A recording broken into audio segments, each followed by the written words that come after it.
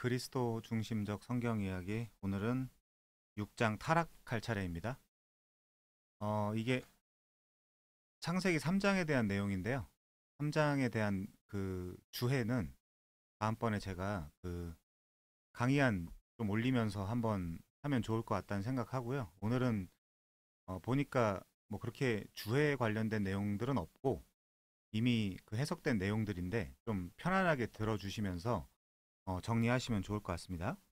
6장 타락할 차례입니다. 소제목은 죽음이 가득한 날이네요. 의미심장하네요. 어, 제가 옛날에 이 부분을 묘사할 때 동산에서 첫 비명 소리가 들린 날 이렇게 묘사한 적이 있거든요. 이 세상에 무제한 한 짐승이 한 동물이 처음 죽으면서 비명 소리를 낸 날 이렇게 묘사한 적이 있습니다. 1, 2장은 굉장히 그런 모습이 전혀 없었는데 이 3장에 와서 타락을 하고 동물이 죽는 이때부터 이제 죽음이 시작되는 죽음이 가득한 날로 성경에 책은 그렇게 기록을 하고 있네요. 97페이지부터 보겠습니다. 여러 달 동안 나의 딸은 길 아래에 있는 공원에 데려다 달라고 꾸준히 졸랐대요. 근데 여기 공원은 제가 읽어보니까 눈에 보기에 아름다운 곳입니다. 눈에 보기에 아름다운 곳이라고 딸은 인식을 하고 있는 것 같아요. 그런데 문제는 뭐냐면 이 아버지는 그 사실을 안다는 건데 어떤 사실이냐? 이 사실을 알고 있는 이 트렌트라는 아빠는 어, 여기가 공원이 아니라는 사실을 알고 있다는 거죠. 그래서 길 아래 공원이 없다는 것이었다. 거기 있는 것은 공동묘지였다. 이렇게 이야기하고 있네요. 사실은요. 거기 공원뿐만이 아니라 우리가 조금만 주위를 둘러보고 자세히 생각을 좀 해본다면 우리가 살고 있는 이 세상 전체가 사실은 공동묘지이죠. 공동묘지일 뿐이라는 사실을 우리도 알죠. 그래서 우리가 그 무덤에서 나오라고 이제 전도도 하고 이제 선교도 하는 건데 아무튼요.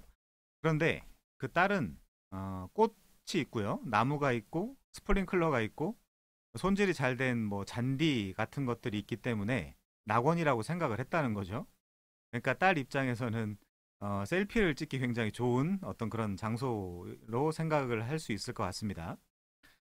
자, 근데 이 꽃, 나무, 스프링클러, 손질이 잘 된 잔디 이런 것들은 마치 인간이 이 세상에 소망을 두고 있는 형국과 같죠. 순진한 딸이나 아니면 인간이나 우리도 그렇게 어떤 치장이 되어 있거나 그러면 그렇게 착각을 할 수 있잖아요. 이 세상에서. 자, 그렇게 저는 읽힙니다.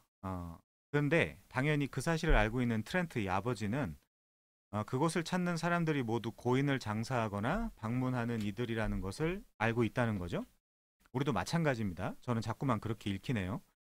딸 아이와 여러 차례 당황스러운 대화를 나눈 후에 나는 마침내 연락을 취하고 아이를 데려가 놀게 했다. 나는 아이에게 이곳이 일반 공원이 아니라 사실은 공동묘지였다라는 것을 알려주었다라고 합니다.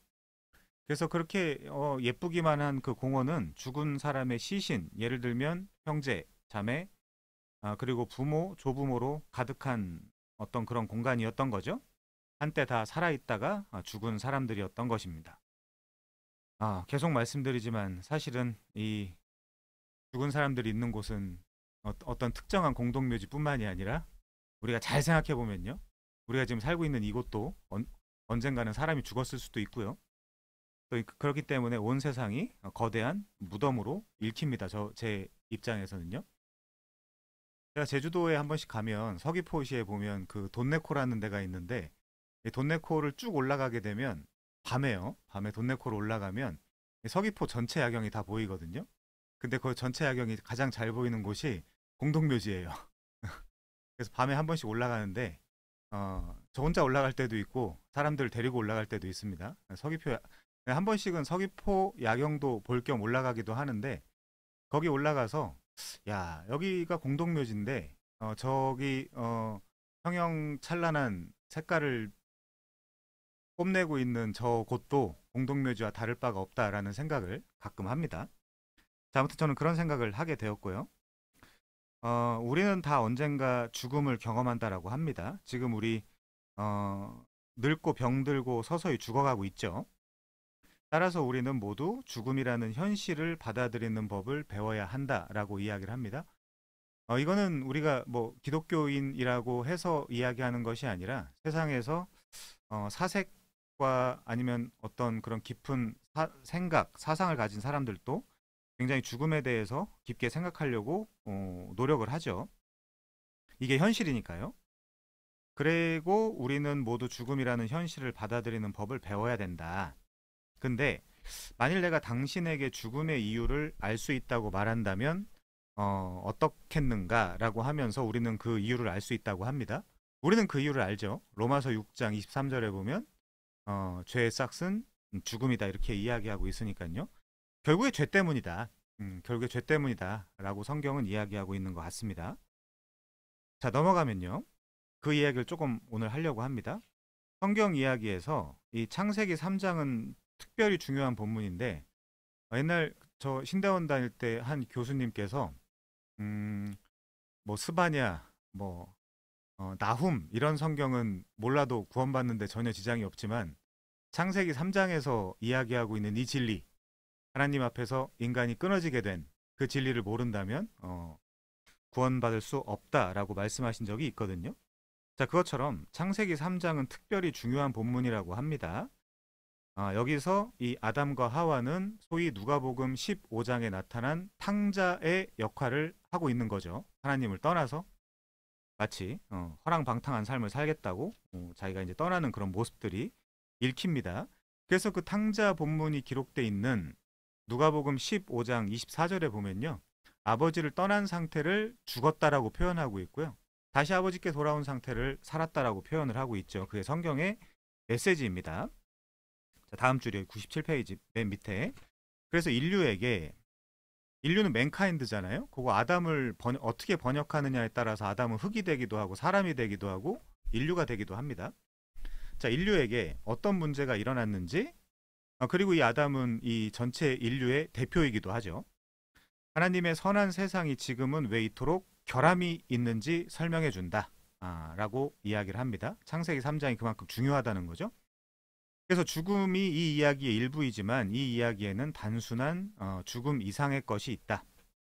이 이야기에는 단순한 죽음 이상의 것이 있다 라고 할 때 우리가 히브리서 9장 27절 28절을 보면 이런 메시지가 있습니다. 그냥 뭐 죽으면 만약에 그냥 죽으면 뭐 그냥 거기서 끝나면 뭐 괜찮습니다. 사실은. 근데 이제 문제는 한 번 죽는 것은 사람에게 정해진 것이요 그 후에는 심판이 있으리니 이와 같이 그리스도도 많은 사람의 죄를 담당하시려고 많은 사람이지 모든 사람은 아닙니다. 단번에 들이신 바 되셨고 구원에 이르게 하기 위하여 죄와 상관없이 자기를 바라는 자들에게 두 번째 나타나신다고 합니다. 더불어 히브리서 4장 12절 보시면요. 하나님의 말씀은 살아있고 활력이 있어 좌우에 날선 어떤 검보다도 예리하여 혼과 영과 및 관절과 골수를 찔러 쪼개기까지 하며 또 마음의 생각과 뜻을 판단하는데 13절이 중요합니다. 문맥에서 지으신 것이 하나도 그 앞에서 나타나지 않음이 없고 우리의 결산을 받으실 이의 눈앞에 만물이 벌거벗은 것 같이 드러나느니라. 이게 사실은 우리의 문제인 것이죠. 만약에 그냥 뭐 대충 살다가 죽는다고 하면 뭐가 문제가 되겠습니까? 근데 그런 것이 아니라 이게 현실이다. 죽음 이상의 것이 있다라는 걸 우리가 생각하지 않을 수 없는 거죠.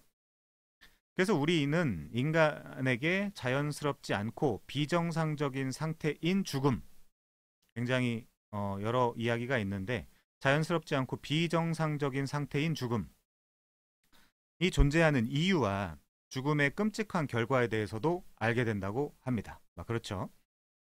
이유와 결과, 왜 죽게 되는가, 그리고 죽게 되는 그 결과는 무엇인가, 이런 것들도 알게 된다고 합니다. 자, 다음 단락입니다. 우리가 죽는다는 사실은 이 세상에 죄와 악이 존재하는 것과 직접적인 관련이 있다. 그 얘기를 창세기 2장과 3장에서 이야기해주고 있습니다. 그러니까 우리에게 굉장히 중요한 본문이죠. 따라서 그 본문에 대한 좀 상세한 해설은 다음 시간에 반드시 원고를 여러분들께 뿌리고 강의안을 뿌리고 한번 살펴보도록 하겠습니다. 우리는 이렇게 물을 수 있다. 대체 무엇이 문제일까? 우리가 가진 문제가 무언가?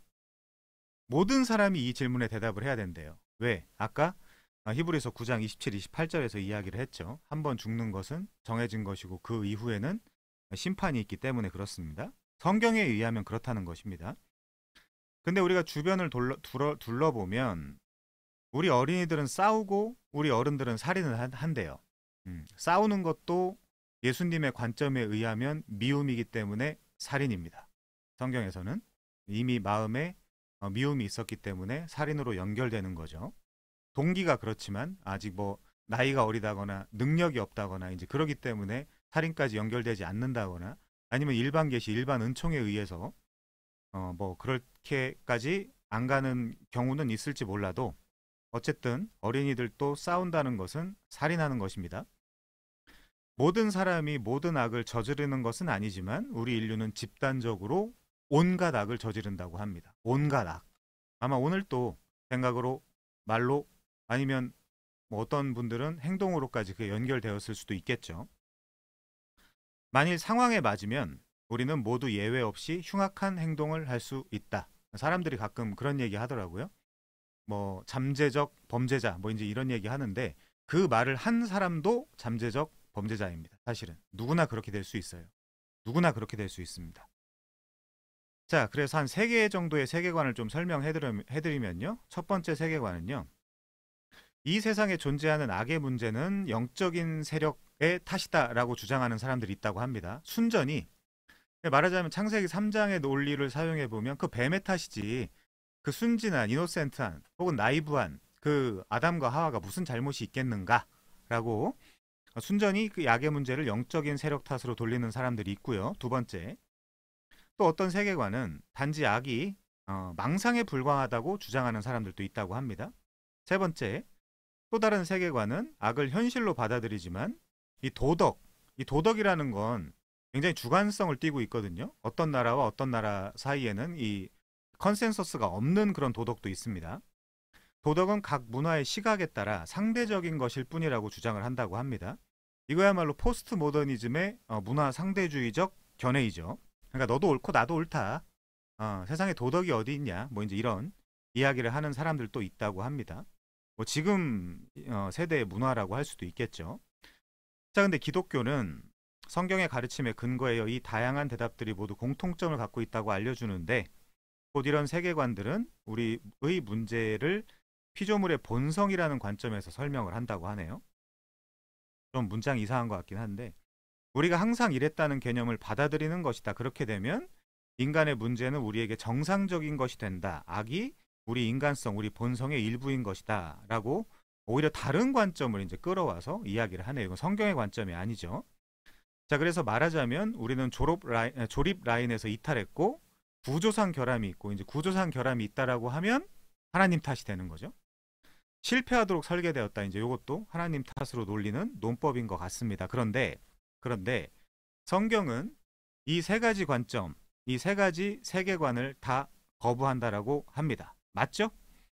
자, 우리 문제는 피조물의 본성이 아니다. 성경은 우리가 선하게 창조되었다라고 말한다. 근데 진짜 중요한 얘기가 있어요. 우리가 이 부분에서 착각하지 말아야 될 것은 맞습니다. 성경은 우리가 선하게 창조되었다라고 말합니다. 그렇지만 단 예수가 필요 없어도 좋을 만큼 선한 것은 아니에요. 이 얘기를 여러분 이해하셔야 됩니다. 성경은 우리가 선하게 창조되었다라고 말한다. 단 예수가 필요 없어도 좋을 만큼 선하게 창조된 것은 아닙니다. 왜냐하면 우리 오랜만에 에베소서 1장을 가면요. 오히려 이 사건이 있기 전에, 아니 창세 전에 그리스도 안에서 우리를 택하셨죠. 우리가 그 논리적 순서대로 생각을 해본다면 우리가 처음부터 완벽하게 태어났다라고 이야기하는 것은 안 됩니다. 그렇기 때문에 예수가 필요 없어도 좋을 만큼 선한 것은 아니에요. 에베소서 1장 3절입니다. 찬송하리로다. 하나님 곧 우리 주 예수 그리스도의 아버지께서 그리스도 안에서 하늘에 속한 모든 신령한 복을 우리에게 주시되 곧 창세전에 그리스도 안에서 우리를 택하사 우리로 사랑 안에서 그 앞에서 거룩하고 흠이 없게 하시려고 그 기쁘신 뜻대로 우리를 예정하사 예수 그리스도로 말미암아 자기의 아들들에게 하셨으니 이는 그가 사랑하시는 자 안에서 우리에게 거저 주시는 바 그의 은혜의 영광을 찬송하게 하려는 것이라. 그러니까 예수가 필요한 상태로 지어졌다라고 우린 생각해야 됩니다. 그래서 웨스트민스터 신앙고백서에서도 허용적 작정이라고 이야기하는 거예요. 허용적 작정. 그래서 우리는 그리스도 안에서 그의 은혜의 풍성함을 따라 그의 피로 말미암아 속량 곧 죄사함을 받았느니라. 어떤 자들은 자유의지만을 굉장히 강조하면서 전적으로 다 자유의지에 맡겨놨다라고 주장하는 사람들이 있습니다. 그렇지 않습니다. 이 사건, 그러니까 선악과 사건 이전에, 그러니까 창세전에 하나님은 그리스도 안에서 우리를 택했어요. 그리스도 안에서 우리를 택했다는 것은 우리가 구속 언약, 옛날에 생각해봤죠. 창세전 성부와 성자의 구원 협약 생각해봤죠. 그거는 예수 그리스도를 통해서 구원하시기로 하신 하나님의 작정입니다. 그렇기 때문에 요 선악과 사건 이전에 있었던 일이기 때문에 이 사건을 우리가 그냥 인간의 자유의지에만 맡겨둘 수 없습니다. 그래서 제가 요 문장을 굉장히 심각하게 생각을 하는 거예요. 성경은 우리가 선하게 창조되었다라고 말한다. 단 예수가 필요 없어도 좋을 만큼 선한 것은 아니다. 이렇게까지 우리는 가야 됩니다. 자, 다음이요. 오히려 인간의 문제는 역사에 뿌리를 두고 있으며 그 역사는 아담부터 시작을 하겠죠. 첫사람 아담의 도덕적 선택과 직접 관련이 있다 라고 합니다. 그래서 우린 대표성의 원리를 이야기하죠. Principle of Representative. 이 대표성의 원리, 이 첫사람 아담이 인류의 대표였습니다. 그래서 옛 세계에서의 언약의 머리였어요. 그래서 우리는 그의 영향을 받습니다. 그래서 아담의 원죄의 영향을 이 인류가 받는다라는 걸 로마서 5장과 고린도전서 15장에서 이야기해주고 있죠. 자, 창세기 3장은 이 이야기를 들려준다고 합니다. 이 이야기는 이후 성경의 구원 이야기와 오늘날 우리의 삶을 이해하는데 꼭 필요한 이야기라고 하죠. 자, 보통의 개혁신학자들은 이 창세기 3장 15절 이하의 이전의 역사와 이후의 역사를 구분하죠. 브루스 데머리스트, 물론 그 아미랄두스파입니다. 아미랄두스파라는 거는 리미티드 어톤먼트를 받아들이지 않는 사람들을 아미랄두스파라 그래요. 개혁파 안에서도.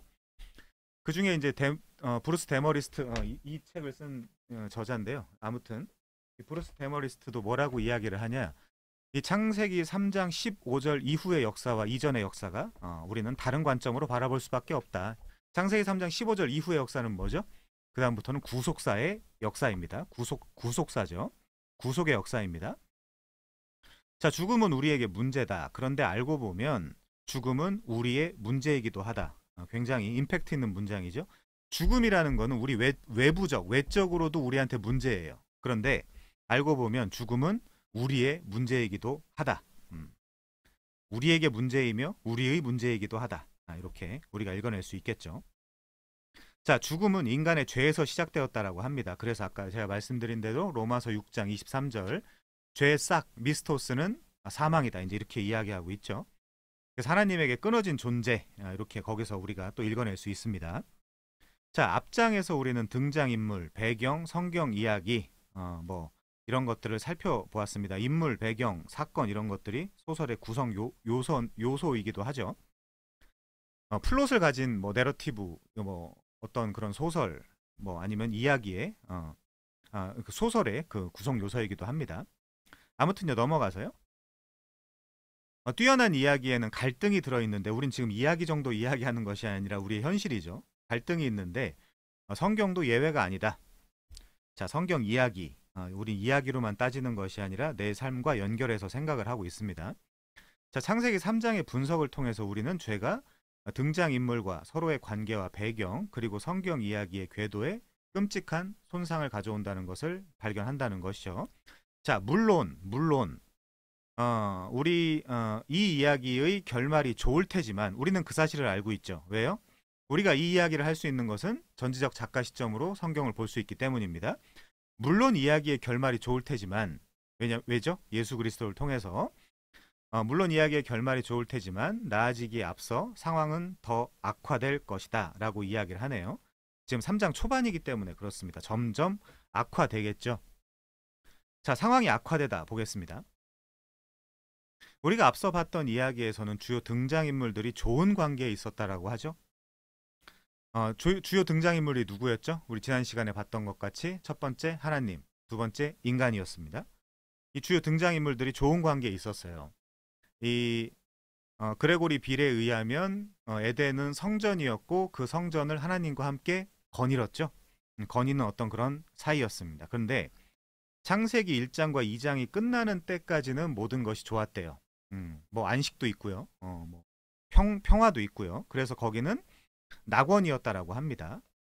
그래서 안식의 장소, 평강의 장소. 에덴은 기쁨이란 뜻이죠. 에덴. 에덴과 동산은 다시 말씀드리지만 구분하셔야 됩니다. 가든 인 에덴이에요. 에덴에 있는 동산입니다. 영어 성경이 그렇게 번역을 하고 있고요. 간과 에덴은 우리가 좀 구분을 하셔야 됩니다. 분리할 수는 없지만요. 자, 하나님은 보시기에 매우 좋다고 말씀을 하셨는데 이 좋음의 핵심은 토부죠. 좋다라고 말씀하신 건 토부.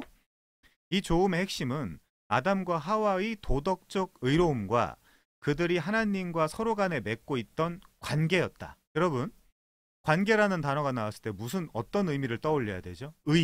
그렇죠? 제데카, 비카요시네. 서로의 관계가 요구하고 있는 그 의무를 충실히 다하고 있는 상태. 이게 히브리인들의 관점에서의 의입니다. 그러니까 이 의라는 단어는 관계적인 용어라고 계속해서 말씀을 드리고 있어요. 이 서로의 관계에 있어서 서로와 관계가 있다면 어떤 의무가 생기잖아요. 부부간에도 의무가 생기고 친구간에도 어떤 의무가 있잖아요. 지켜야 될 선이 있잖아요. 그 선을 아주 잘 지키는 상태를 제데카, 디카요신의 의라고 합니다. 자, 근데 아담과 그의 아내 두 사람이 벌거벗었으나 부끄러워하지 아니했다라고 합니다. 자, 이 조음의 핵심은 아담과 하와의 도덕적 의로움과 그들이 하나님과 서로 간에 맺고 있었던 관계인데 다시 반복합니다. 그러나 예수가 없어도 좋을 만큼 선한 것은 아니었어요. 만약에 그 정도 선했으면 타락이 일어나지 않았겠죠. 논리적으로. 그래서 반드시 그 부분을 우리가 짚고 가야 됩니다. 왜 이 일이 벌어졌는가? 이 일이 벌어질 수밖에 없었다. 왜? 예수가 없었기 때문에. 이렇게 우리는 창세기 3장을 이해하고 지나가야 됩니다. 다음 단락이요. 그런데 무언가 심각하게 잘못됐다. 아담과 하와의 그 독자적인 능력만으론 언젠간 터질 일이 터진 거예요. 그럴 수밖에 없습니다. 창세기 3장은 어떻게, 왜 그런지 알려준다. 사건은 인간의 모든 필요가 완전히 충족된 에덴 동산에서 시작된다. 에덴은 기쁨이라 그랬죠. 희락. 하나님의 대표이자 섬기는 왕으로 창조된 아담은 하나님을 온전히 믿고 사랑하며 순종하라는 명령을 받는다. 버금왕이라 그랬잖아요. 대리 통치자. 사실 실제 통치자는 하나님인데 아담을 뭘로 세운다 그랬죠? 제사장, 왕, 선지자로 세운다 그랬죠. 왕의 개념은 우리 창세기 1장 26절, 28절에 나와 있어요. 다스리라.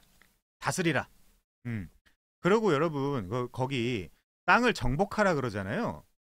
땅을 정복하라는 건 이제 곧 전쟁이 시작된다는 이야기예요. 이미 타락하기 전에 그 이야기가 이미 나옵니다. 땅을 정복하라는 이야기가. 사실 하나님은 다 알고 계시겠죠. 옴니사이언스 전지, 옴니포텐스 전능하신 분이신데요. 그리고 옴니프리센스 편재하신 분이신데요. 다 알고 계시겠죠. 자, 그래서 우리가 1장 26절 마지막에 다스리라, 그리고 28절 다스리라, 요 부분은 왕에게 하는 이야기고요. 그 다음에 2장 16절 17절 여호와 하나님이 그 사람에게 명하여 이르시되 동산 나무의 각종 열매는 네가 임의로 먹되 선악을 알게 하는 나무의 열매는 먹지 마라. 네가 먹는 날에는 반드시 죽으리라. 이거를 지금 아담 혼자 듣고 있습니다. 아직 하와는 창조되기 전이에요. 그렇죠? 그럼 이 이야기를 하와와 그 이후에 자손들에게 전해줘야 하는, 이 하나님의 말씀을 전해줘야 하는 선지자적 사명을 갖고 있습니다. 세 번째, 2장 15절 보시면요. 여호와 하나님이 그 사람을 이끌어 에덴 동산에 두어 그것을 경작하며 지키게 했다라고 하시는데, 경작, 아바드인데요.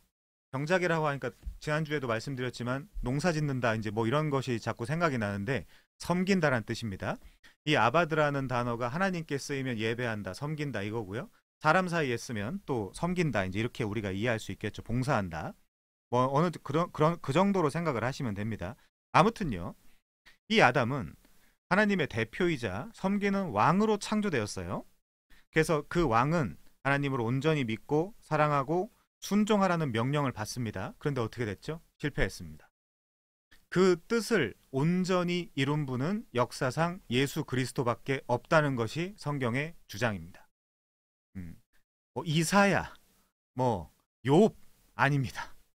오직 예수 그리스도밖에 없다라고 이야기를 하는 거죠. 그래서 성경은 두 인물을 비교하는 거예요. 첫째 사람 아담과 둘째 사람 예수 그리스도, 두 인물을 비교하는 겁니다. 우리 예수님이야말로 칼빈이 이야기한 그리스도의 삼중직분, 왕, 제사장, 선지자의 역할을 감당하셨죠.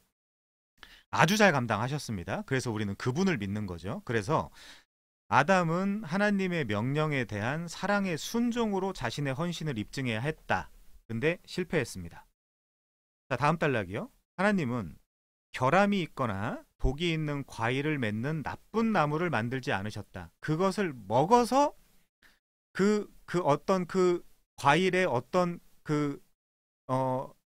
부분이 그걸 먹으면 우리가 이제 오염된다거나 잘못된다거나 하는 그런 것이 아니라 불순종한 거죠. 불순종한 겁니다. 그러면 그걸 먹어서 잘못된 게 아니에요. 그 전에 이미 그 생각이 있어 들어온 거예요. 생각이 먼저고 행동이 그 나중이잖아요.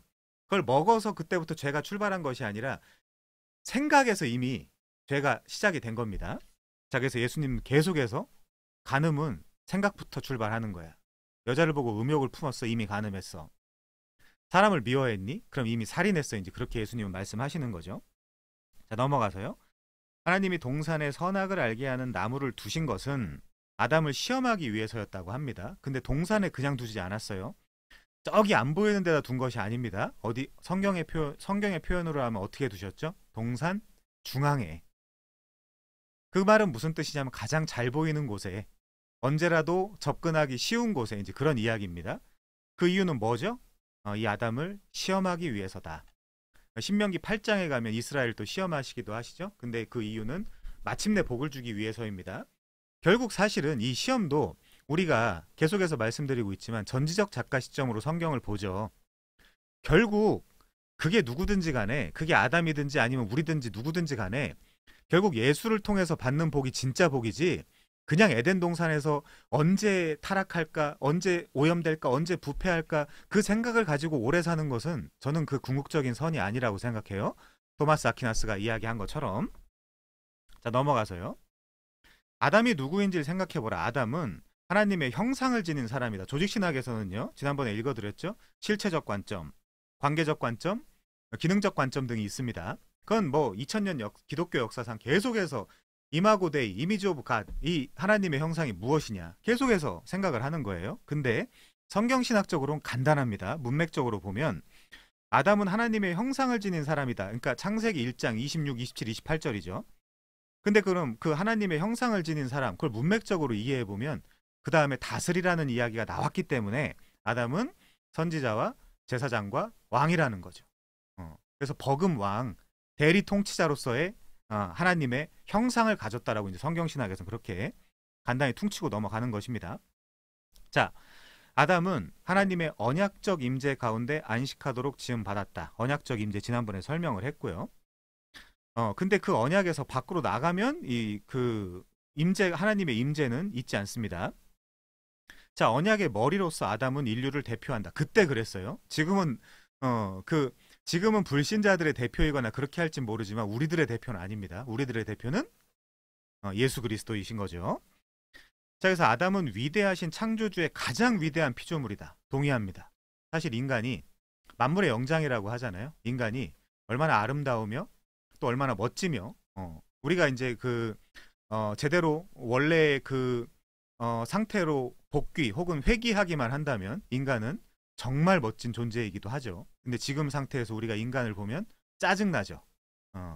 짜증납니다. 힘들죠. 인간 만나면 굉장히 뭔가 고통스럽고 힘들고 서로 안 맞고 막 이제 그런 부분들이 있습니다. 그래서 우리는 반드시 이 역사를, 이 하나님이 원래 의도하신 거기까지 가는 걸 봐야겠죠. 자, 그 다음에 그래서 아담은 자기를 지으신 분을 알고 소중히 여기며 순종하도록 지음받았다. 근데 그렇게 하지 않았습니다. 예수님만 했죠. 자, 하나님이 누구신지를 감안하면 창조주시죠. 하나님이 아담에게서 기대할 것이 완전한 순종 외에 무엇이겠는가? 김세훈 박사님 표현대로 이야기하면, 아니 하나님이 그 아담보다 훨씬 더 큰 지혜, 훨씬 더 큰 사랑 이런 것들을 갖고 계실 텐데 그 하나님을 순종하지 않고 자기 뜻대로 한다는 건 미련한 짓이다. 이제 우리가 그렇게 이해할 수 있겠죠. 자, 두 번째, 아담이 누구인지를 감안하면 하나님을 알고 사랑하며 순종하는 것보다 더 고귀한 소명이 무엇이겠는가? 아담은 더 크리에이션, 피조물이죠. 피조물은 창조주에게, 그러니까 창조자에게 순종하고 의지하고 의존하는 것이 가장 좋은 방법입니다. 가장 좋은 방법이죠. 자, 아담은 하나님을 신뢰할 것인가? 자신을 신뢰할 것인가? 아담은 자기의 창조주를 소중히 여길 것인가? 아니면 오히려 피조물을 추구할 것인가? 그 두 선택지가 앞에 놓여져 있는 것이죠. 자, 다음 단락입니다. 근데 비극적이게도 창세기 3장은 이 아담의 끔찍하고 불행한 선택을 서술한다라고 이야기하죠. 이따 찾아보겠습니다만 사실은 첫 번째 아담의 선택이 아니라 디모데전서 2장에 가면 하와의 선택이었죠. 이따 찾아보겠습니다. 문맥에 맞게. 자, 다음 줄이요. 나하쉬입니다. 요 나하쉬. 다음 시간에 좀 자세히 설명해 드리겠지만 점을 치거나 뭐 복술을 하거나 이럴 때 사용되는 단어입니다. 성경 전체에서 나하쉬는 뱀이 등장하고 갈등이 시작된다. 뱀, 나하쉬. 자, 근데 이 뱀은 여호와 하나님이 지으신 들짐승 중에 가장 간교한 말썽꾼이래요. 아룸. 자, 가장 간교하다라고 합니다. 그러면 자, 우리 하나님을 편들어주는 거 잠깐 빼고, 자, 여호와 하나님이 지으신 들짐승 중에 가장 간교한 게 뱀인데 그럼 누구 책임이에요? 누구 책임이에요? 자, 그것도 이따 이야기하겠습니다. 왜냐면요 하나님은 언약의 하나님이잖아요. 하나님은 언약의 하나님이신데 창세전에 구원 협약을 하셨어요. 성부와 성자 간에. 그렇죠? 그걸 창세전에 구원 언약이라고 하기도 하고 협약이라고 하기도 하는데 총신에서는 협약이라고 합니다. 아무튼 그 언약을 맺으셨는데 이 뱀에 의해서 세상이 그냥 끝나버리고 거기서 심판이 돼버리고 다 모든 세상이 다 완벽하게 작살이 났어요. 그럼 하나님의 창세전 구속 협약은 어떻게 되는 거죠? 그래서 하나님은 언약을 주시고 그 언약에 묶이셔서 그 언약을 성취하는 자리까지 가셔야 돼요. 그게 하나님의 의무예요. 그게 부모로서의 의무기도 하고 왕으로서의 의무기도 하고 남편으로서의 의무기도 해요. 그게. 자, 그래서 하나님은 이런 실패 역사 가운데서 중단하시거나 쉬시면 안 됩니다. 그래서 그게 우리가 언약에 신실하신 하나님이라고 이야기를 하는 거예요. 그래서 우리는 언약에 기대는 거예요. 하나님의 약속에, 하나님의 말씀에. 자, 아무튼 뱀은 여호와 하나님이 지으신 들짐승 중에 가장 간교한 말썽꾼이라고 하면 야, 이거 안 지었으면 괜찮았겠다. 이제 우리가 이렇게 생각할 수도 있겠죠. 자, 물론 그렇진 않습니다. 자, 지금은 우리가 아는 것이 이게 전부다. 나중에 성경은 고소자를 의미하는 참소한다 그러죠. 침소봉대하고 참소하고 거짓말하고 우리를 정죄하고 우리를 그 안 좋은 상황에 빠뜨리고 이제 그러는 존재라고 이야기를 하죠. 그래서 고소자를 의미하는 사탄의 이름을 뱀과 동일시한다라고 합니다. 자, 가서 한번 볼게요. 요한계시록 12장 9절 보면요. 뭐 책에도 나와 있지만 하나 찾아볼 것이기 때문에 일단 그냥 가보겠습니다. 요한계시록 12장 9절 보시면요. 큰 용이 내쫓기니, 큰 용이 헬라어로는 드라콘이죠. 드라콘. 영어로 하면 이제 드래곤인데 드라콘. 드라콘이 내쫓겼습니다. 근데 그 큰 용이 뭐냐면요. 옛뱀, 아르카이오스 호 오피스 이렇게 되어 있네요. 오피스가 뱀입니다. 오피스가. 그 다음에 곧 마귀라고도 하고 마귀, 디아블로스. 저희 교회에서도 한때 애들이 이제 디아블로 한다라고 뭐 이제 그런 얘기를 하고 막 이제 그랬었는데요. 이 마귀가 이제 디아블로입니다. 디아블로스. 사탄은 사타나스고요. 사탄이라고도 하며 온 천하를 꿰는 자라. 요 꿰는 자라는 의미가 길을 잃게 하고 미혹하고 빗나가게 하는 역할을 하는 겁니다. 꿰서 길을 잃게 하고 미혹하고 빗나가게 하는 역할을 하는 겁니다. 제가 최근에 그 원어 프로그램 추천해드린 데 보면 정확하게 그렇게 나와 있습니다. 거기에도. 자, 아무튼 그렇고요. 요한계시록 20장도 한번 가볼까요? 2절. 같은 표현이니까 한번 보고 지나가겠습니다. 관주할 겸 요한계시록 20장 2절이요. 용을 잡으니 곧 옛뱀이요 마귀요 사탄이라 잡아서 1000년 동안 결박하여. 자, 아무튼 그렇습니다. 다시 책으로 가면요. 이 성경은 고소자를 의미하는 사탄이라는 이름과 뱀을 동일시한다. 고소자뿐만이 아니라 침소하고 참소하고 침소하고 거짓말하고 정죄하고 막 이제 고소하고 막 이제 그러는 거죠. 꼬이고. 음. 자, 그래서 원래의 길에서 벗어나게 하는 자, 이제 우리가 그렇게 이해할 수 있을 것 같습니다. 자, 그래서 우리는 뱀이 어떻게 동산에 들어갔는지에 대해 듣지 못했는데 죄의 기원을 따지는 건데요. 뭐 어떻게 들어왔겠어요? 하나님의 허용에 의해서 들어왔겠죠. 자, 이는 이 이야기의 요지가 아니다. 이제 이렇게 이제 도망을 가는데 아무튼요. 하지만 뱀은 동산에 있었으며 뱀과 아담 및 그의 아내 하와의 만남 그리고 이어지는 갈등은 하나님의 피조물의 모든 부분에 영원토록 영향을 미친다. 이게 시발점이 되는 거죠. 자, 이 시점부터 하나님과 인류의 관계가 깨지며 험악하고 나쁜 쪽으로 흘러간다. 요즘 그 젊은 친구들이 인플루언서라는 말 자주 하잖아요. 이 뱀이야말로 굉장히 큰 인플루언서였죠. 자, 다음 단락입니다. 그래서 치명적인 선택, 인류가 하나님을 배역하다 라고 할 때 우리 다시 한번 알아둬야 되는 거는요. 우리 일단 한번 찾아보겠습니다. 디모데전서 가시면요. 이 이야기를 꼭 해야 될 것 같아요. 디모데전서 2장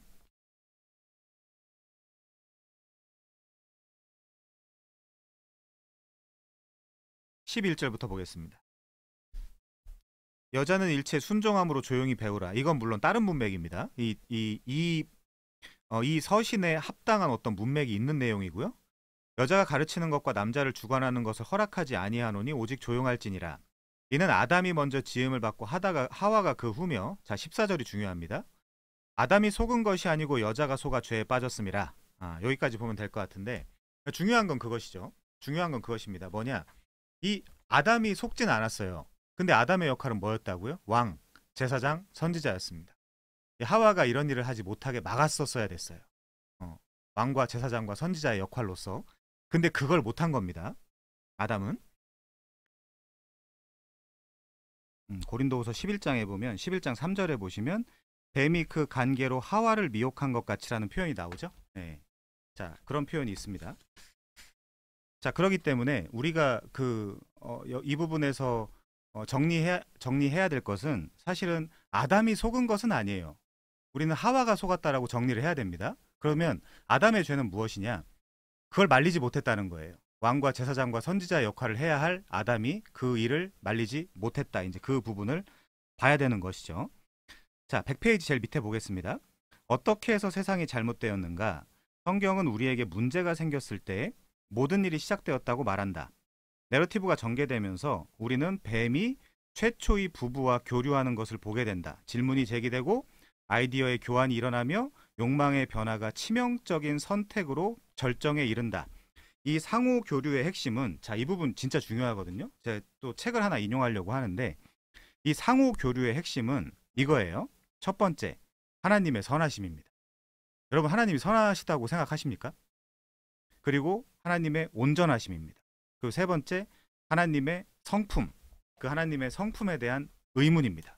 그래서 이 모든 일은 뱀이 하와에게 던지는 도발적인 질문에서 시작된다라고 이야기를 합니다. 자, 제가 책을 하나 인용할게요. 김형익 목사님이 쓰신 책인데, 제가 이 부분, 이 책, 우리가 하나님을 오해했다라는 책이 있습니다. 여기 선하신 하나님을 향한 진리의 여정, 이렇게 이제 소제목이 부제가 달려 있는데, 이 책, 제 생각에는 이 책 4장이 백미라고 생각을 하거든요.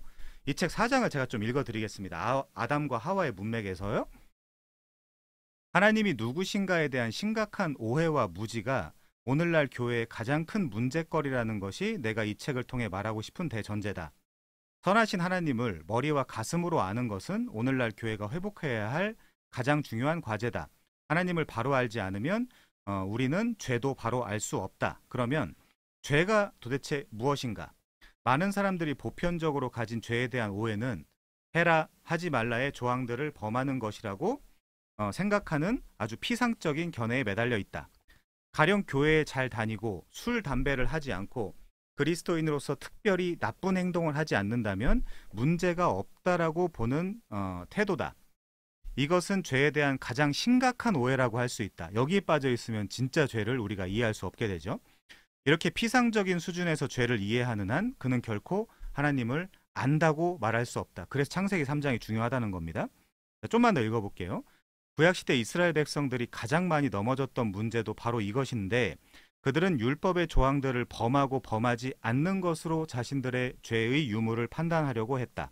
뿐만 아니라 예수님 당시에는 하나님께서 말씀하신 율법의 내용보다 더 많은 적용 관련 조항들을 만들어 놓고 그것까지 지키는 열심을 보였지만 결과적으로 하나님 앞에서 극악한 죄인들일 뿐이었다.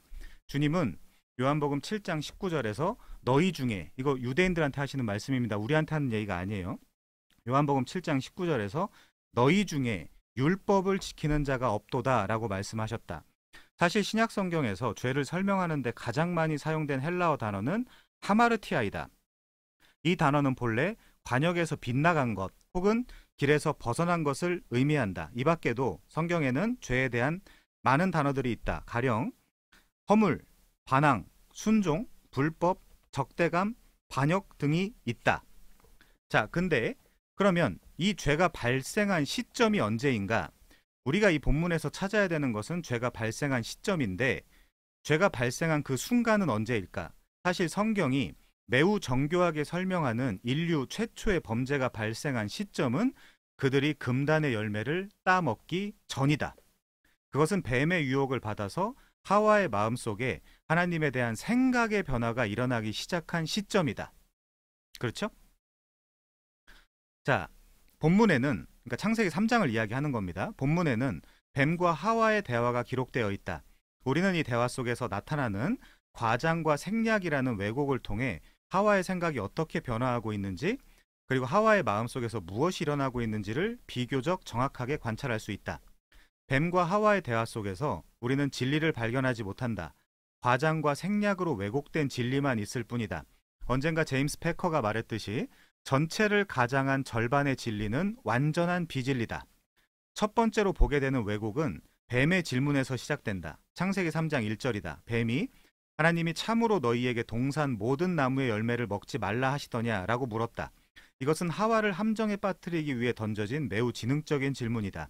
이 질문에서 뱀은 간교하게 선하신 하나님을 왜곡하고 있고 하와로 하여금 왜곡된 하나님을 보도록 유혹한다.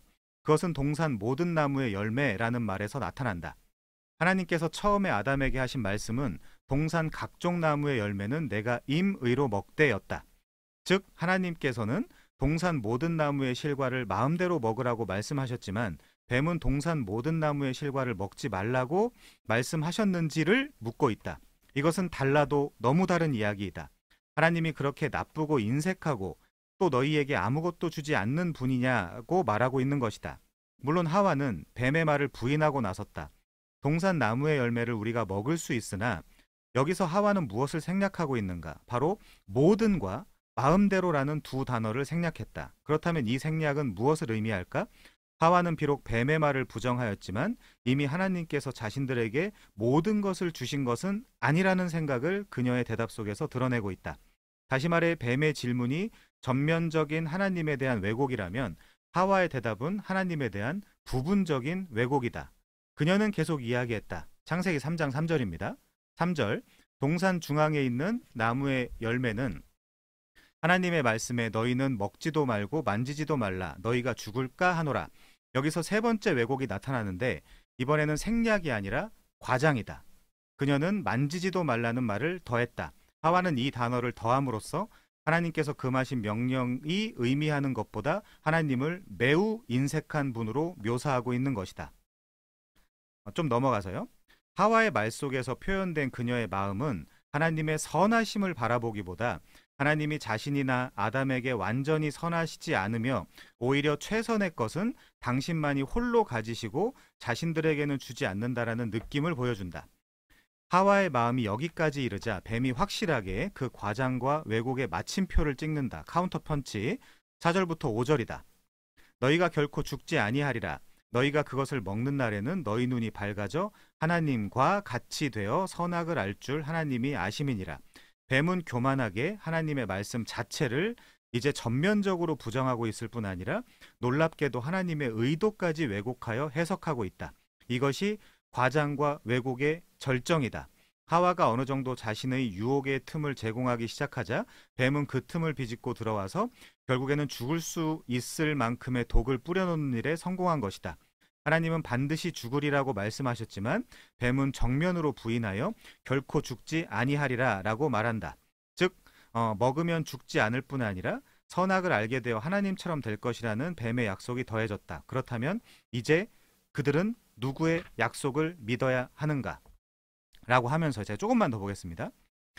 죄가 발생한 시점이 언제냐 하는 질문의 답은 하와의 마음속에서 이러한 생각, 즉 선하신 하나님에 대한 왜곡이 일어나기 시작한 시점이 된다.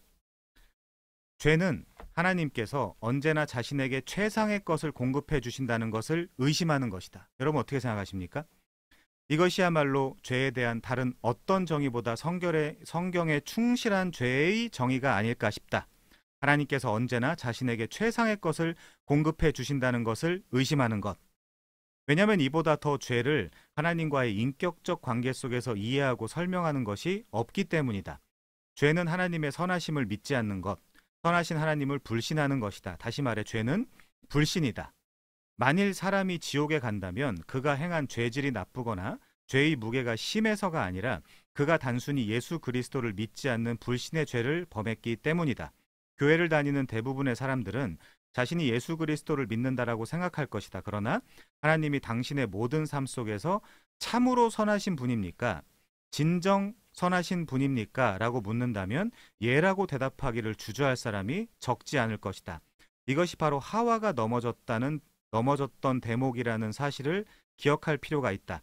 선하신 하나님에 대한 신뢰의 결핍, 상실, 왜곡이 바로 죄다.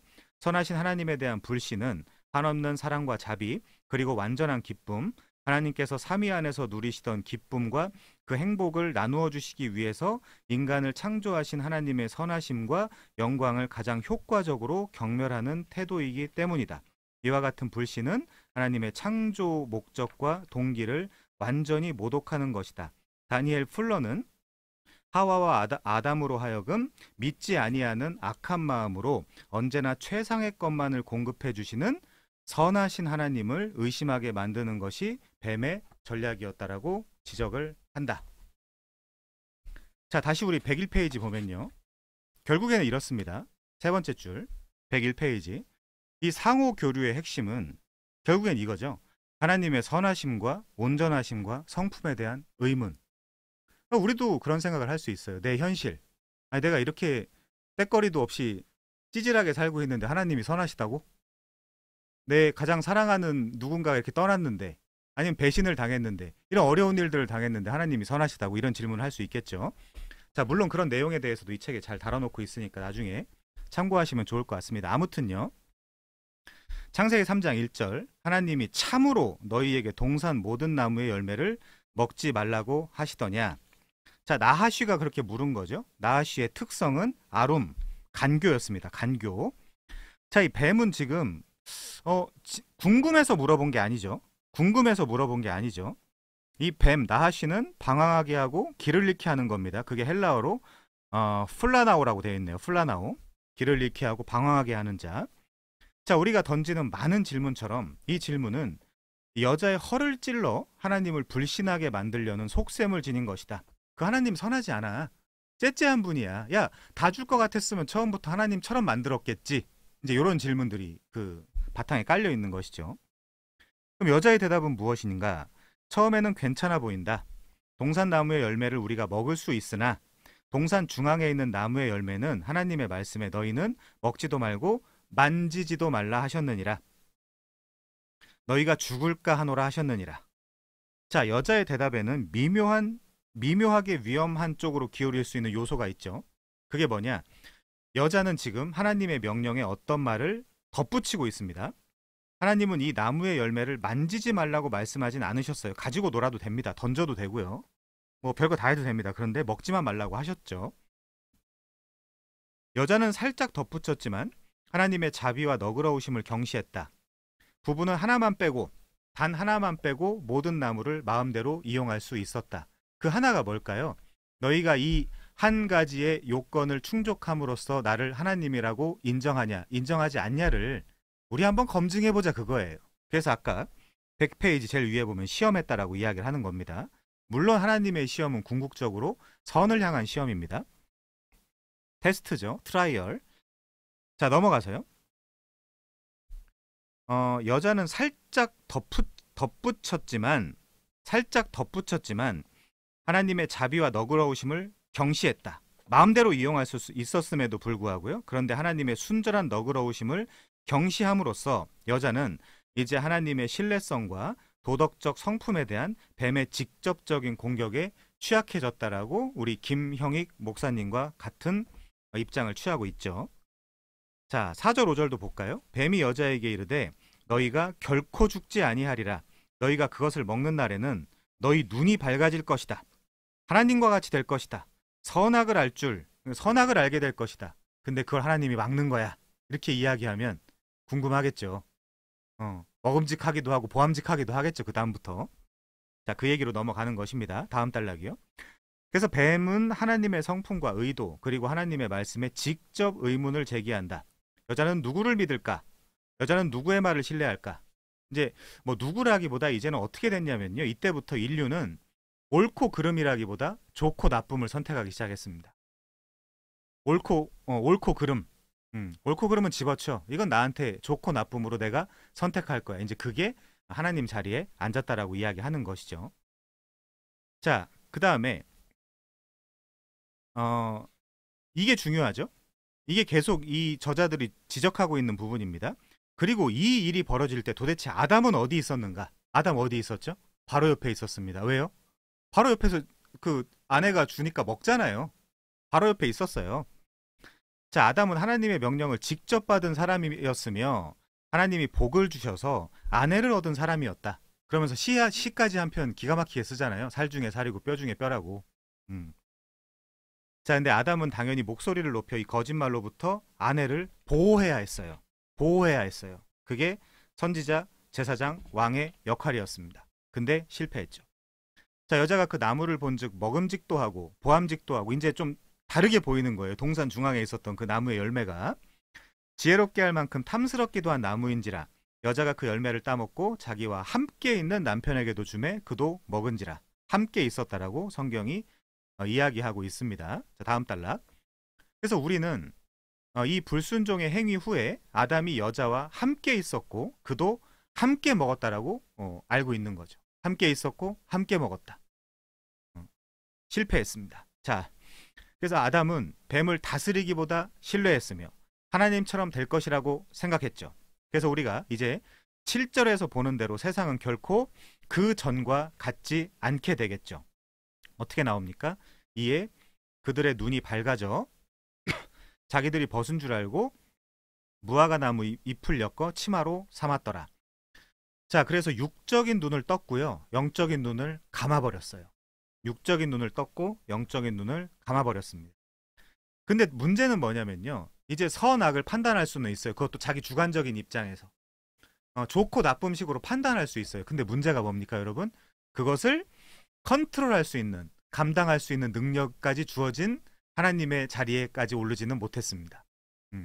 뭐가 좋은지 뭐가 나쁜지는 알아요. 근데 그 정도의 능력까지 주어지진 않았죠. 뱀한테 완전히 속은 것입니다. 그래서 창세기 2장 마지막 부분은 벌거벗었으나 부끄러워하지 않았거든요. 모든 면에서. 꼭 네이키드한 어떤 그런 몸뿐만이 아니라 모든 면에서 서로 숨길 것도 없고 감출 것도 없었습니다. 그런데 지금은 불순종 때문에 벌거벗은 것을 부끄러워하며 창조주 하나님을 피해 숨죠. 고작 무화과 나무 잎으로 자신을 가리고 있죠. 자, 이사야서에 보면 그걸 행위로 가린다라는 이야기가 나옵니다. 그렇게 세상이 뒤바뀌었어요. 아담과 하와는 죄의 사중 결과를 직접 경험합니다. 첫 번째, 수직적으로는 하나님에게서 소외감과 정죄됨을 경험해요. 모든 사람이 심지어 신자들, 그러니까 교회 다니는 사람들도 하나님이 좀 껄쩍지근합니다. 뭔가 그분에게 나아가는데 뭔가 내가 오늘 행한 어떤 행동 아니면 어제 썼던 단어, 말 이런 것 때문에 하나님께 내가 그냥 다이렉트로 나갈 수 있을까라는 어떤 그런 수직적 관점에서 하나님과 소외됨과 정죄감을 경험하죠. 그래서 뭔가 불편해요, 사실은. 우리가 아버지라고 부르고 있지만 뭔가 아버지, 제가 그때 한번 그 개혁 교회 오신 거 환영합니다. 그 강의할 때 그런 말씀 드린 적 있죠. 아빠라고 부르실 수 있냐, 하나님을. 아주 자연스럽게 아빠라고 부르실 수 있냐. 근데 대부분의 사람들이 아빠라고, 그 아빠라는 거 이제 아람어에서도 아빠라고 하는데요. 아빠라고 부르기가 어렵죠. 뭔가 하나님과 나와의 관계 속에 뭔가 죄가 가로막고 있는 것 같은 느낌이 들죠. 자, 두 번째, 수평적으로는 서로에게서 소외됨을 경험한대요. 이 남편이라는 아담이라는 작자는 아내 탓을 하잖아요. 하나님 탓을 하고, 하나님이 주셔서 나와 함께 있게 한 여자, 아니 좀 시덥지 않은 여자 말고 좀 제대로 된 여자를 줬으면 내가 그랬겠습니까? 라는 말이거든요. 그 말은. 그러니까 엄청난 핑계를 대고 있는 거죠. 근데 그 말을 들은 아내는 어떤 기분일까요? 자, 그래서 서로에게 소외됨을 경험했다. 아, 그래서 이 남자랑 안 되겠구나라는 생각을 했을 수도 있겠죠. 자, 세 번째, 내부적으로는, 그러니까 정신적으로는 자기 자신에게서 소외됨을 경험했다. 내가 이거밖에 안 되나? 내가 그렇게 멋들어진 시까지 쓰고 내가 아내한테 이 정도밖에 얘기를 할 수밖에 없는 존재인가? 이렇게 무능하고 이렇게 더럽고 추악한 존재인가? 이 자기 자신에게서 소외된 그런 경험. 자, 그리고 마지막으로요, 우주적으로는 그들이 다스리도록 창조된 이 세상에서 소외감을 경험하죠. 만물의 영장이라고 하는데 막 개도 짖고 막 고양이 보고 오라고 해도 오지도 않고 막 이제 말도 안 듣죠. 만물의 영장인데, 만물의 영장이라는 말은 세상의 으뜸이란 뜻이거든요. 세상을 다스릴 수 있는 자, 이제 그런 뜻인데, 세상이 우리의 다스림과 통제를 받습니까? 전혀 그렇지 않죠. 오히려 뭐 어떤 사람들은 천둥번개가 치면 무서워한다거나 이제 막 오히려 자연재해나 이런 거에 무서워가지고 사실 인간이 두려워 떨고 있는 어떤 그런 모습들을 보여주고 있죠. 자, 그래서 수직, 수평, 내부, 우주적으로 인간은 죄의 사중 결과를 경험하고 있습니다. 이 죄의 사중 결과는 성경 이야기 전체에 걸쳐 일어나지만, 죄는 세상에 들어오는 바로 그 순간부터 곧바로 명백하게 나타나죠. 물론 죽으리라고 했지만 바로 죽는 건 아니었습니다. 930년까지 살았습니다. 자, 102페이지 제일 밑에 뉴 노멀. 이 뉴 노멀이라는 거는 시대가 변하면서 이 새롭게 등장하는 표준과 기준을 이야기하는 거예요. 시대가 변했죠. 이제 세상이 변했습니다. 아담과 하와의 입장에서 이제 인류는 하나님과 대립하게 됐죠. 자, 3장 8절 9절을 보면요, 물론 다음 시간에 좀 더 깊게 자세히 좀 다루겠습니다. 3장 8절부터 9절에 보면, 그들이 그날 바람이 불 때, 이거 제가 최근에 한번 설명했던 것 같은데, 바람이 불 때, 선선할 때 이렇게 번역이 되어 있는데 르와흐 요미예요. 성령 날 이렇게 번역이 되어 있기 때문에 성령의 날이라고 번역하는 것이 좀 제가 봤을 때는 좀 더, 물론 르와흐가 바람도 되고 성령도 돼요. 그 신약에서 푸뉴마가 바람도 되고 성령도 되는 것처럼요. 자, 아무튼요, 자기가 이 퍼스널 인터프리테이션 사역을 해야 됩니다. 이 원어는. 자, 그들이 그날 바람이 불 때, 성령의 날, 그러니까 구약에서 계속 등장하는 날이 여호와의 날이죠. 심판의 날.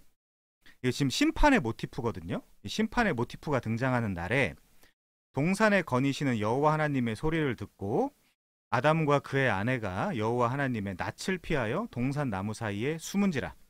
여호와 하나님이 아담을 부르시며 그에게 이르시되 네가 어디 있느냐? 너 왜 나를 피해서 도망가느냐?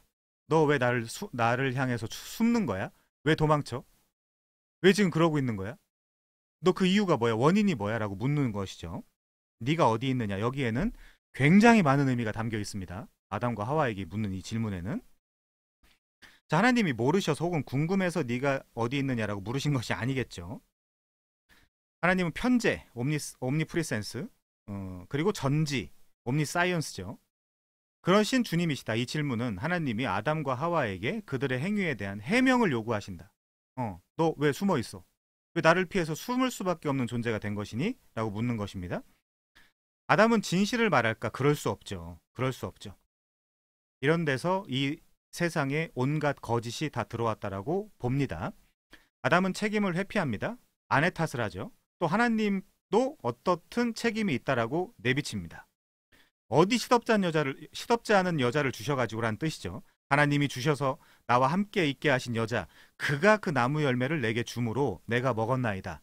아니, 네가 오히려 그 아내와 가정을 보호하라고 내가 너를 버금 왕과 대리 통치자와 제사장과 선지자로 삼았잖아. 그걸 지금 근데 아내 탓을 하고 있으면 어떡해? 라는 하나님의 반문이 메아리 치는 것 같죠. 자, 그리고요. 여호와 하나님이 여자에게 이르시되 네가 어찌하여 이렇게 하였느냐? 여자가 이르되 뱀이 나를 꿰므로 내가 먹었습니다. 라고 서로 핑계를 대고 있습니다. 제가 죄를 저질렀습니다. 하나님의 말씀에 따르면 그리고 하나님께 반역했으므로 저는 죽어 마땅합니다. 용서해 주십시오. 라고 하는 것이 올바른 대답이었겠죠. 그런데 아담은 오히려 하나님 탓, 아내 탓을 하고 있습니다. 그래서 우리 내면에는 부패와 패역이 만연한 것을 바로 이 부분에서 시작한 것으로 우리는 읽어낼 수 있겠죠. 자, 그렇기 때문에 우리도 계속해서 끊임없이 우리의 죄를 다른 사람 탓으로 돌리는 경향을 갖게 되는 것이죠. 자, 그래서 하나님은 창조 영역에 따라 각 당사자를 아주 공정하게 벌하십니다. 첫 번째, 뱀은 배로 기어다닐 것이래요. 흙을 먹을 것이라고 합니다. 두 번째, 여자는 출산의 고통과 남편과의 불화를 겪을 것이래요. 남편이 그렇게 반응을 했기 때문에 어떻게 계속해서 평화를 겪는다는 거는 여자가 너무 마음이 좋은 것이죠. 자, 그럴 수 없습니다. 이제는 인류는 아무리 부부라고 하더라도요. 그래서 이혼이 있는 거겠죠. 자, 그래서 아담은 하와와 대립하며라고 할 때 우리가 이런 성구가 있잖아요. 너는 남편을 원하고 테슈카라는 단어를 썼어요. 남편은 너를 다스릴 것이다. 마샬이라는 단어를 썼습니다. 원한다라는 동사 테슈카, 다스린다는 동사 마샬. 이 테슈카는 뭐냐면요, 여러 의미가 있어요. 굉장히 여러 의미가 있는데 축약을 해보면 성적인 면이 있고요, 그리고 또 종속적인 면이 있고요, 출산을 하기 위해서 남편을 원한다라는 면이 있습니다.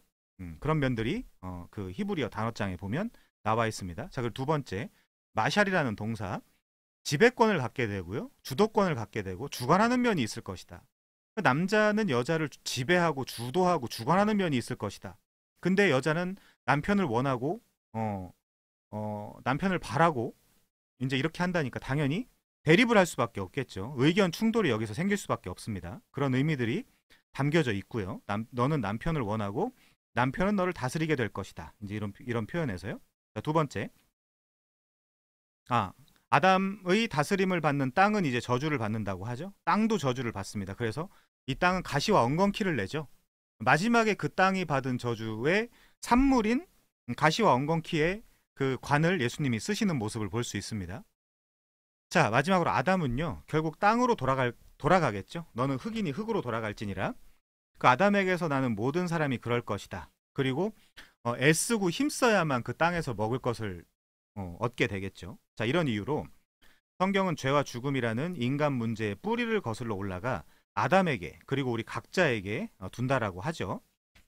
자, 그래서 로마서 5장 12절에 보시면 그러므로 한 사람으로 말미암아 죄가 세상에 들어오고, 이 한 사람이 누구겠습니까? 문맥적으로 첫사람 아담입니다. 죄로 말미암아 사망이 들어왔나니 이와 같이 모든 사람이 죄를 지었으므로, 여기서 원죄교리가 나오는 거예요. 오리지널 씬, 사망이 모든 사람에게 이르렀느니라. 그렇다 비극적이게도 아담 안에서 엔 아담, 모든 사람이 죽죠. 고린도전서 15장 22절에도 나와 있습니다. 그래서 우리 모두는 이 아담과의 관계 때문에 부패하고 정죄받은 상태로 태어나죠. 그래서 완벽한 연합, 완벽한 합치, 뭐 이런 것들이 없는 이 세상에서 아주 오늘 또 어렵게 힘들게 친구와도 잘, 뭔가 너무 친하고 좋은데 뭔가 어느 부분에 가면 약간 삐걱거린다거나, 심지어 이 부부도 그러니까요. 말 다 한 것이죠. 자, 넘어가겠습니다. 부패와 정죄의 장소. 아까 첫 소제목은 죽음이 가득한 날이었잖아요. 끔찍한 날이었습니다. 세상에 처음 짐승의 비명소리가 울려 퍼진 날이었죠. 하나님과 인간의 관계가 깨지자 다른 모든 것들도 무너졌다. 타락 이후 세상은 전과 같지 않았다. 이제 우리는 이 세상이 봄, 여름, 최근에 이제 벚꽃까지 폈으니까요, 세상이 아름답다 뭐 이렇게 이야기하고 있지만 사실 엄밀히 따지면 그렇지 않죠. 이 타락 이후 세상은 전과 같지 않게 되었습니다. 성경 이야기의 배경은 더 이상 창세기 1, 2장의 선한 피조 세계가 아니다. 우린 글로 돌아가고 싶잖아요, 사실은. 궁금하기도 하고요. 돌아가고 싶기도 하고. 아담의 선택과 계속되는 우리의 죄 때문에 손상되고 왜곡된 타락한 피조 세계다. 타락의 결과는 즉각적이며 오래 지속된다. 우리 주변을 둘러보면 너무나 훤하게 알 수 있게 되죠. 자, 다음입니다. 이제 아담 이후 모든 사람은 아담 안에서 엔 아담 죄의 오염과 재책 아래 이 세상에 온다. 아기들이 얼마나 예쁩니까? 그럼에도 불구하고 죄와 오염과 재책 아래에서 이 세상에 오죠. 그래서 아이들도 배고프면 막 그 포크를 짚고 방바닥을 뜯어낸다거나 엄마의 젖꼭지를 막 피가 날 때까지 뜯어낸다거나 이제 막 그러잖아요. 아이들도 그렇습니다. 태어날 때부터 그래요. 죄의 오염과 재책 아래에 이 세상에 오죠. 그래서 다윗이 시편 51편이죠. 어머니의 모태로부터 죄를 가지고 내가 출생했습니다. 이런 표현을 하나님한테 그 바세바 사건이 있은 후에 참회시를 그렇게 고백하기도 합니다. 땅을 다스리도록 창조된 인간은 이제 땅이 자기들을 거스리는 것을 첫 번째 태풍, 토네이도, 지진, 쓰나미, 화재, 화산, 들짐승 등의 형태로 경험한다. 생명이 한 개니까 우리 생명이 한 개니까 다행이지 않나요? 막 5-6개 됐으면 이거 계속 경험해야 되잖아요. 최대한 빨리 끝내고 빨리 졸업해서 빨리 가는 게 좋겠죠. 자, 그래서 아담 안에서 우리는 의도된 대로 다스리거나 통치하지 못한다. 아까 말씀드렸죠. 지나가다 보면 제가 한강 라이딩 하는 걸 좋아하는데 갑자기 뭐 강아지가 나온다거나 이제 이래가지고 막 짖거나 이제 이럴 때도 있습니다. 가끔. 최근에도 그걸 경험했는데 아주 기억이 생생합니다. 자, 그런데 죄로 인한 저주의 결과는 이런 치명적인 재난보다 훨씬 더 심각하다. 이 재난은 별거 아니죠, 사실은. 죄는 또한 물질계의 구조 자체를 부패시키는데 이제는 아이들이 정신과 육체의 장애를 가지고 태어나기도 해요. 그 장애가 없다 하더라도 멘탈이 약하면 이 세상에서 살다가 이상해지기도 하죠. 안타까운 일입니다. 정신과 육체 장애를 가지고 태어나기도 하며 그 이후에 그렇게 될 수도 있죠. 그리고 부패의 저주 아래 살아갑니다. 힘들죠. 버티면서 사는 거예요. 그래서 인간은. 자, 그래서 인간의 죄는 창조 질서 전체를 훼손시킨 거죠. 근데 어떤 사람들은 질병과 죽음을 자연스러운 것으로 생각하는 경향이 있죠. 자연스러운 것이 아니라 원래 그런 거 아니야? 이렇게 생각하는 경향이 있죠. 그러나 성경에 따르면 질병과 죽음은 전혀 자연스러운 것이 아닙니다.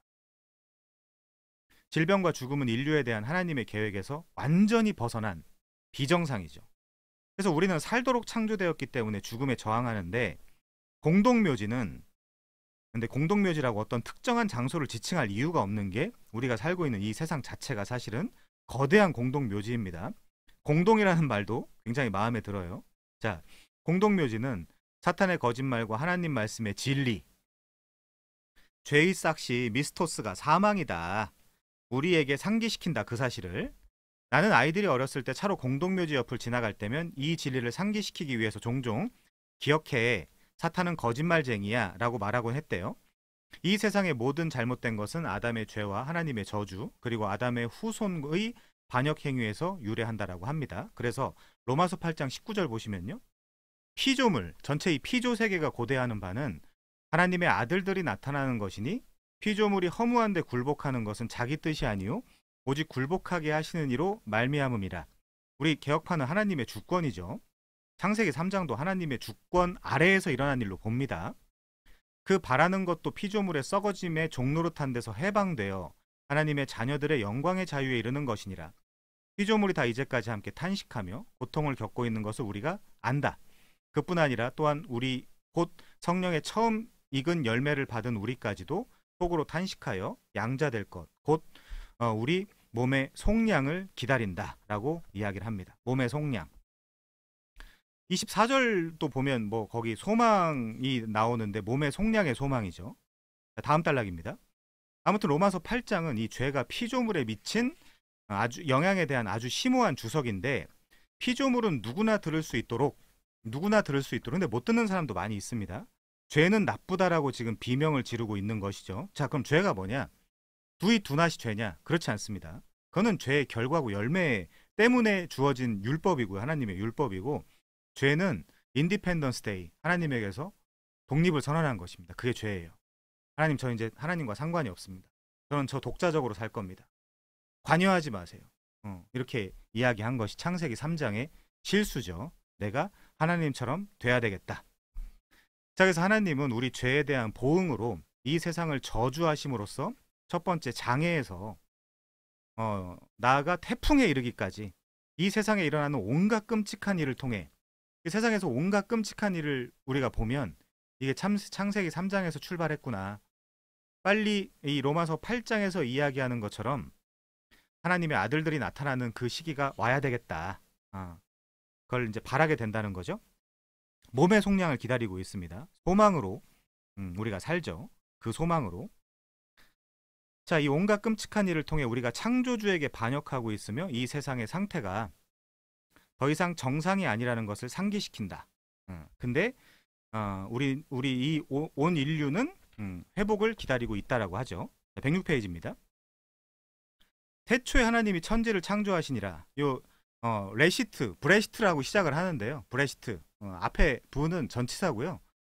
뭐뭐에 태초에라고 하는 거고, 요 레시트는 시간의 시작을 이야기하는 단어거든요. 시간의 시작을 알린다. 태초에 하나님이 천지를 창조하시니라. 시간이 생기면 공간이 생기고, 논리적으로 공간이 생기면 그 공간 안에는 시간의 흐름이 생기죠. 자, 그래서 시공. 아담의 비극적인 선택은 역사가 영광스러운 시작에서 마지막 심판으로 움직여 간다는 것을 알 수 있다. 직선적 역사관입니다. 시작이 있고 끝이 있죠.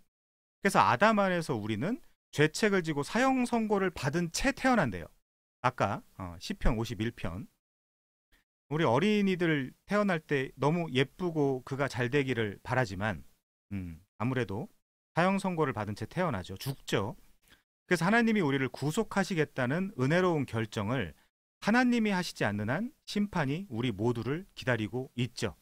그래서 하나님의 개입입니다. 엑스트라노스, 프로노비스, 라틴어 경구로가 이야기하면 그렇죠. 밖에서 우리를 위해서 오는 구원이어야만 하죠. 자, 그런데 감사하게도 이야기는 끝나지 않죠. 물론 지금 우리가 앞부분을 보고 있기 때문에 창세기 3장 15절부터는 구속의 역사입니다. 하나님이 죄와 죽음을 역전시켜 우리를 하나님과 화해시키는 정확한 방법은 하나님의 계획이 이제 앞으로 더 전개되어야만 알 수 있다. 그래서 우리는 점진적, 점층적 이런 표현들을 쓰죠. 점진적, 점층적으로 계시가 조금씩 더 밝게 드러난다. 십자가에 가는 동안 계시가 조금씩 더 밝게 드러난다. 아직까지는 잘 모르는 거죠. 왜냐하면 지금 창세기 3장이니까요. 그러나 하나님이 우리를 구속하기로 결정하신다라는 사실이 죄에 대한 마지막 심판이 여전히 다가오고 있다는 진리를 약화시키진 않는다. 예를 들면 아까 봤던 히브리서 9장 27절, 한 번 죽는 것은 사람에게 정해진 것, 그 후에는 심판이 있으리니. 로마서에 보면 자기의 입을 벌려 자기가 무슨 생각을 했고 무슨 말을 했고 무슨 행동을 했는지를 이야기한다 그러죠. 직고한다 그러죠. 하나님께. 그 심판을 피해야겠죠. 당연히. 두 번째, 베드로는 하나님의 날, 그날에 하늘이 불에 타서 풀어지고 물질이 뜨거운 불에 녹아지려니와, 이건 이제 뭐 비유적 표현이기도 하지만 실제로 일어나기도 하겠죠. 우리 개혁파는 만유갱신입니다. 그냥 막 다 불태우고 새로운 4차원의 세계로 가는 게 아니에요. 이사 가는 게 아니에요. 자, 그 다음에 성경은 아담 안에 있는 인류, 그리스도 밖에 있는 인류의 비참한 멸망으로 끝난다. 요한계시록 21장 8절에 보면 그렇게 나와 있죠. 최근에 봤으니까 넘어가겠습니다. 자, 다음 단락이요. 많은 사람이 최후 심판의 도래를 부인하지만 하나님은 우리의 죽음이라는 현실을 끊임없이 상기시킨다. 그래서 성경은 우리가 죽기를 무서워함으로 종로로 탄다. 죽음만 없다면. 이 두려움은 세상에 다양한 종교가 존재하는 이유를 설명해 준다. 종교뿐만이 아니죠. 뭐 여러 가지 사상, 철학, 어떤 사고 체계, 거기서 다 벗어나려는 그 바벨탑을 쌓는 노력들을 하고 있죠. 심지어 과학도 마찬가지입니다. 게놈 프로젝트 같은 거, 영원히 살겠다라는 인간의 노력 아닙니까? 논리 같은 것들 있잖아요. 자, 다가오는 심판은 우리에게 신학적이고 개인적인 깊은 질문을 제기한다고 해요. 저도 매일매일 하는 질문인데요. 개인적으로 첫 번째, 우리의 죄를 감안할 때 우리가 어떻게 하나님의 심판을 피할 수 있을까? 호나티우스 보나르의 이야기로 하면 죄인인 내가 어떻게 전혀 죄가 없으신 하나님께 가까이 나아가 평안 가운데 하나님의 얼굴을 바라볼 수 있습니까? 이것은 시시때때로 우리 모두가 던지는 위대한 질문입니다.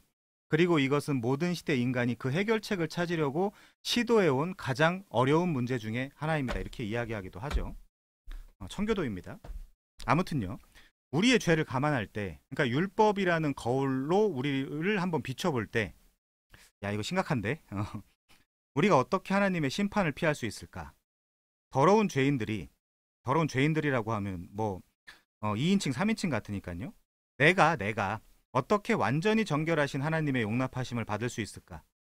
죄인이 이건 3인칭이네요. 어떻게 완전히 공의로우신 하나님 앞에서 정죄를 면할 수 있을까? 이렇게 이런 질문들을 하지 않을 수가 없죠.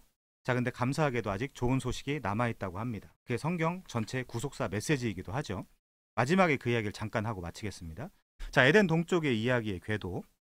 자, 창조 이야기에서 확인한 세 가지 궤도가 인간 죄와 저주 때문에 이제 어떻게 세상이 바뀌었는지를 살펴본다고 합니다. 그러니까 아담의 타락은 모든 것을 바꿔놓았는데 최소한 우리는 지금 이 세상에 만족할 수도 없고 만족해서도 안 되는 존재죠.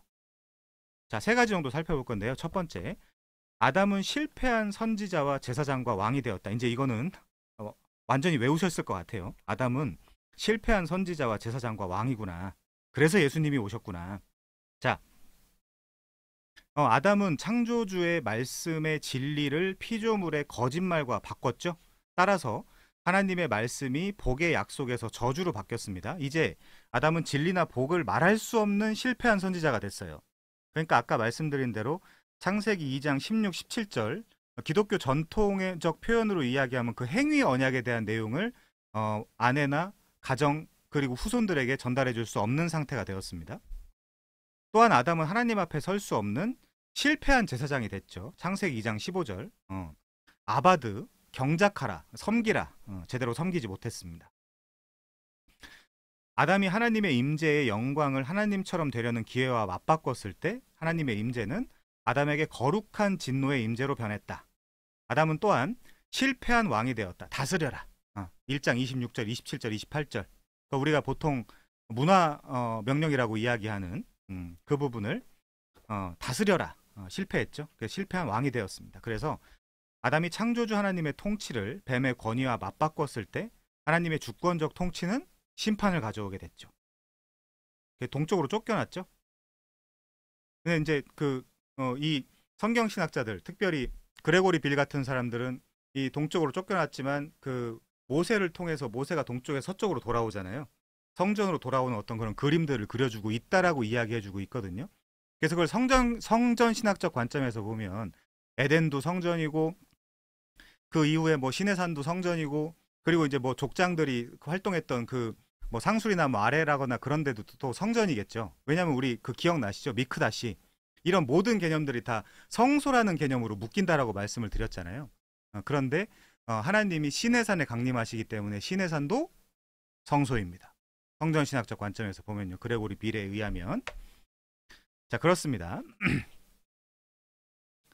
그래서 그 동쪽으로 쫓겨났던 그 인류가 서쪽 시내산이 있던 호렙산이 있던 곳으로 돌아오는 것은 굉장히 좋은 표현이다라고 이야기를 하는 것이죠. 자, 넘어가서요. 아담의 다스림을 받도록 창조된 땅이 이제는 아담을 지배하죠. 아까 말씀드린 대로 여러 가지 태풍, 토네이도, 지진, 쓰나미 이걸 사람이 감당할 수가 없습니다. 그래서 아담은 하나님과 함께 있음이 아니라 하나님과 같이 되기를 원했으며 반역이죠. 그래서 사도 바울의 수러 원수되었다. 하나님과 원수되었다. 반역을 저질렀다. 언약의 의무를 지키지 못했다. 실패한 선지자, 제사장, 왕이 되었습니다. 자, 두 번째. 첫 번째 결혼은 파탄 직전이다. 이 성경 전체를 그 인클루지오 관점, 수미상관의 관점에서 보면 아담과 하와의 결혼에서 시작해서 그리스도와 교회의 결혼으로 끝나잖아요. 성경이. 그래서 결혼이라는 이 그림은 굉장히 중요한 겁니다. 성경에서. 성경은 아주 오래된 책이지만 우리 관계 문제에 대한 성경 묘사는 시간을 초월한 것처럼 느껴질 때가 있다. 아담은 죄를 짓고 하나님을 피해 숨은 다음 아내 탓을 한다. 더해서 하나님 탓도 하죠. 이 패턴은 수많은 우리 관계 문제를 요약해 주는데 아담 안에서 우리의 인간관계는 뒤틀리고 깨졌다. 부부 사이도 깨졌고요. 친구 사이도 깨졌죠. 저도 철없을 때 마치 여러 삼국지에 나오는 그런 맹세를 하고 앞으로 영원히 함께 지내자라고 했던 친구들과 연락도 안 되는 친구들이 많거든요. 뭐하고 어디서 지금 살아있는지 죽었는지 음. 철이 없을 때 했던 그 맹세니까요. 자, 아무튼 하나님과 우리의 깨진 관계에서 우리 서로 간의 문제가 흘러나온다. 우리가 교제하도록, 즉 하나님 및 다른 사람과 하나가 되고 일치를 이루는 삶을 살도록 창조되었음에도 죄 때문에 우리는 소외되며 숨는다는 거죠. 자기의 수치를 가리기 위해 나뭇잎을 사용하진 않겠지만 우리는 직업 아니면 혈통 아니면 선행의 나뭇잎 뒤에 숨는다. 신학적으로는 알미니안주의나 펠라기우스주의에 숨는 게 제일 좋죠. 중세시대로 돌아오면 세미펠라기우스 정도로 숨는 게 이제 신학적으로는 가장 좋죠.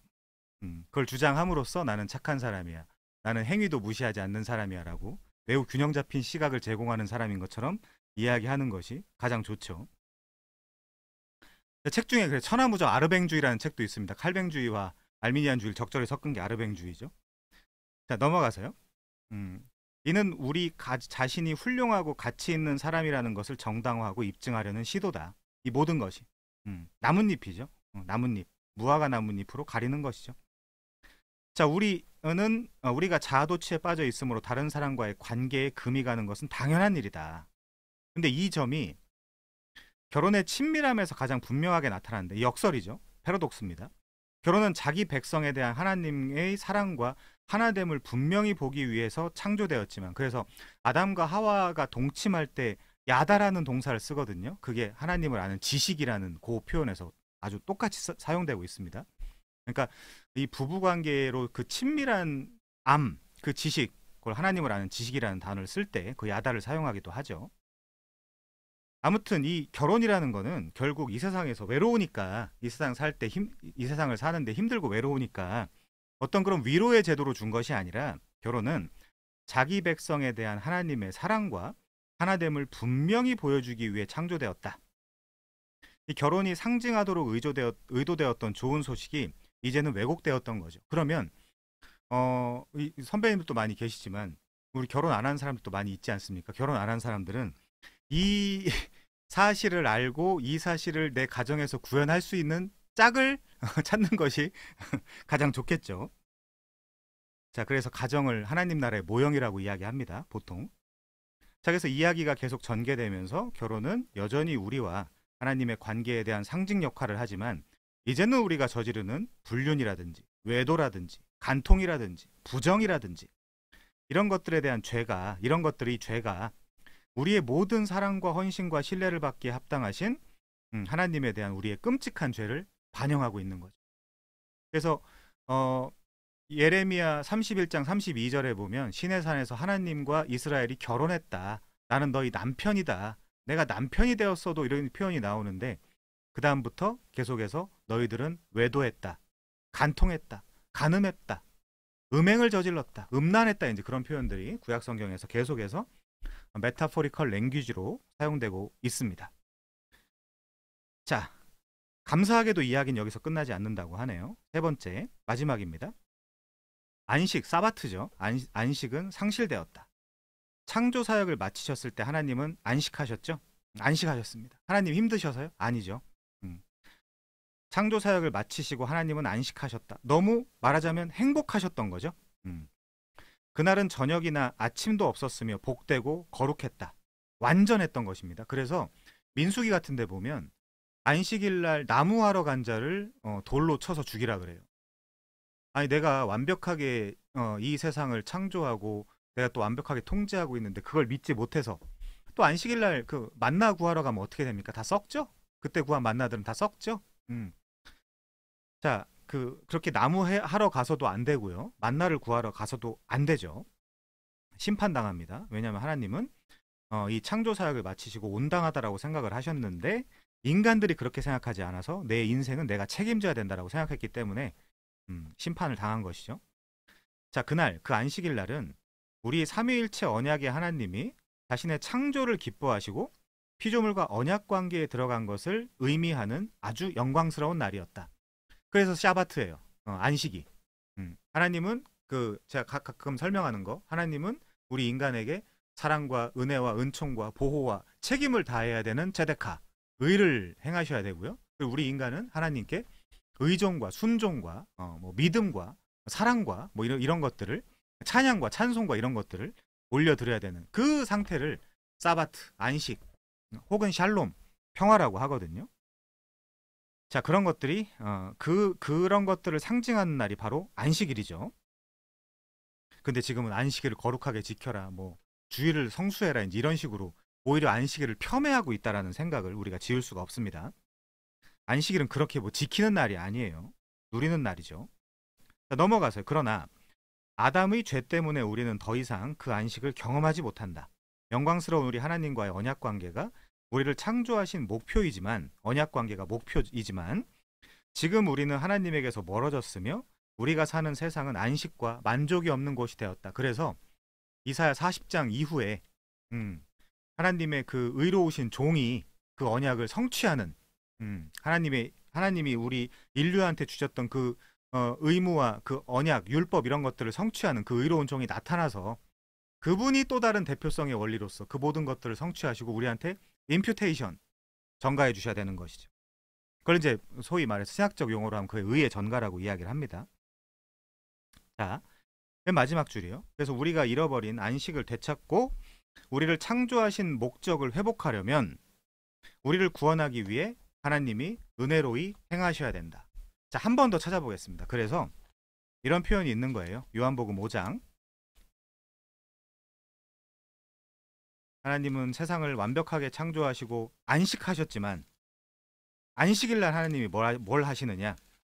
요한복음 5장에 잘 나옵니다. 최근에 봤으니까 부분만 볼게요. 9절. 그 사람이 곧 나와 자리를 들고 걸어가니라. 이날은 안식일인데 17절에서 뭐라고 말씀하시냐면요. 예수께서 그들에게 이르시되 내 아버지께서 이제까지 일하시니, 안식일인데도 불구하고 일하시니 나도 일한다 라고 말씀하신 거죠. 왜요? 여기 책에 나온 대로 109페이지 제일 위에 우리를 창조하신 목적을 회복하려면 우리를 구원하기 위해 하나님이 은혜로이 일하셔야 되죠. 일하셔야 되죠. 자, 첫 번째 인간 부부는 수치를 당하고 하나님이 임재하시는 동산을 나왔다. 그들은 추방당했으며 우리도 마찬가지다. 에덴의 동쪽은 그룹들이 지키며 두루 도는 불칼이 있어서 우리가 에덴 동산과 생명나무에 접근하지 못하도록 막고 있다. 이게 이제 그 그룹들이라는 건 사실은 뭐 우리식으로 이야기하면 엥겔로스, 천사들을 이야기할 수도 있는 거고요. 두루 도는 불칼은 이사야서에 나옵니다. 좀 이따 찾아볼게요. 아무튼 그 요한복음 아까 5장 그 18절까지 보면, 거기 보면 예수님이 안식일에 그 일했다는 이유로 그 유대인들은 그때부터 예수님을 죽이려고 하죠. 자, 아이러니입니다. 어떻게 하면 다시 에덴 동산으로 돌아갈 수 있을까? 우리가 생명나무 열매를 맛보게 될까? 감사하게도 성경 이야기는 여기서 끝나지 않는다. 우리의 창조주이신 언약의 하나님은 우리를 홀로 내버려 두지 않는다. 이렇게 이야기하네요. 자, 우선 그룹을 한번 보겠습니다. 그룹. 출애굽기 26장 1절입니다. 성경신학적으로 출애굽기 26장 한번 보시면요. 1절. 너는 성막을 만들되 가늘게 꼰 배실과 청색, 자색, 홍색 실로 그룹들을 정교하게 수놓은 10폭의 휘장을 만들라 그러죠. 휘장. 휘장. 그러니까 휘장에는 그룹들이 새겨져 있습니다. 자, 두 번째 30절 볼까요? 26장 30절. 너는 산에서 보인 양식대로 성막을 세울지니라. 시내산에서 그 양식을 보여주셨나 보죠. 자, 31절. 너는 청색, 자색, 홍색 실과 가늘게 꼰 배실로 짜서 휘장을 만들고 그 휘장 위에 그룹들을 정교하게 수놓아라. 이렇게 나오죠. 좀만 더 보면요. 여기 뭐 필요 있나? 좀만 더 보겠습니다. 이게 중요하네요. 금 갈고리를 내 기둥 위에 늘어뜨리되 그 내 기둥을 조각목으로 만들고 금으로 싸서 내 은받침 위에 둘지며 그 휘장을 갈고리 아래에 늘어뜨린 후에 증거계를 그 휘장 안에 놓으라. 증거계를 휘장 안에 놓으라고 하는 거 보니까 삼중 구조로서 지성소를 이야기하는 거죠. 그 휘장이 너희를 위하여 성소와 지성소를 구분하리라. 그러니까 지성소로 들어가는 그 휘장에 뭐가 그려져 있다는 거예요? 그룹이 그려져 있다는 거죠. 일단은 그렇게만 이해하시면 좋겠습니다. 자, 두 번째 이제 불칼에 대한 이미지를 한번 볼게요. 불칼은 이사야 66장에 보면요.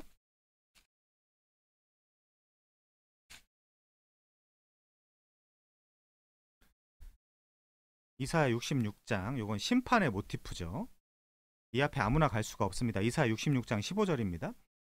보라, 여호와께서 불에 둘러싸여 강림하시리니 그의 수레들은 회오리바람 같으리로다. 그가 혁혁한 위세로 노여움을 나타내시며 맹렬한 화염으로 책망하실 것이라. 무죄하였으면 노여움이나 책망하실 필요가 없겠죠. 생명나무 길이 열려 있으면. 자, 16절. 여호와께서 불과 칼로 모든 혈육에게 심판을 베푸신즉 여호와께 죽임을 당할 자가 많으리니. 여기 어떻게 들어가겠습니까? 스스로 거룩하게 구별하며 스스로 정결하게 하고 동산에 들어가서 그 가운데 있는 자를 따라 돼지고기와 가증한 물건과 쥐를 먹는 자가 다 함께 망하리라. 여호와의 말씀이니라. 여기 이제 뭐 불과 칼에 대한 이미지, 심판에 대한 이미지가 나오고요. 그리고 아까 출애굽기 26장에 보면 그 그룹들이, 동산을 맡고 있었던 그룹들이 휘장에 새겨져 있는 걸 볼 수 있습니다.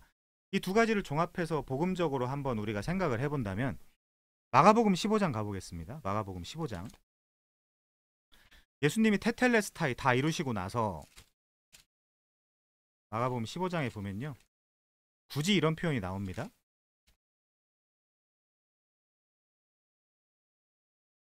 마가복음 15장 37절이네요. 예수께서 큰 소리를 지르시고 숨지시니라. 테텔레스타이죠. 다 이루었죠. 엘리엘리 사막단, 엘리엘리 라마 사박단이 다 이루셨어요. 다 이루시고 나니까 이에 성소 휘장이 위로부터 아래까지 찢어져 둘이 됐대요. 이때 뭐가 찢어졌을까요? 그룹들도 같이 찢어졌겠죠. 그 그룹들이 아까 뭐 하는 거라 그랬죠? 성소와 지성소를 막는 휘장이었습니다. 자, 물론 마태복음 27장 50절 이하에도 있지만 이 의미가 히브리서 10장에 가면 나옵니다. 히브리서 10장 가서 볼게요. 히브리서 10장 19절 20절입니다.